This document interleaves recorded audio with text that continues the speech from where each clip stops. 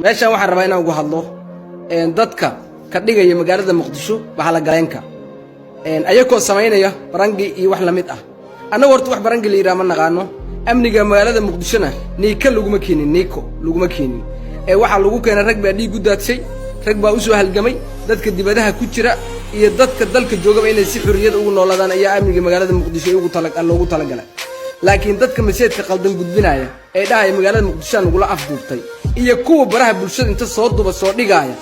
waxaan leeyahay ciidanka biliiska ha ka howlgaleen meesha ay joogaan way yaqaanaan wax la iskaga haraayana ma aha waa la afduubtay sanka sarooto lagu dhigsado hadii amniga wax loogu dhibi karo amnigan meesha gacantan ma ku jireen ciidamada amaankana uma isa silceen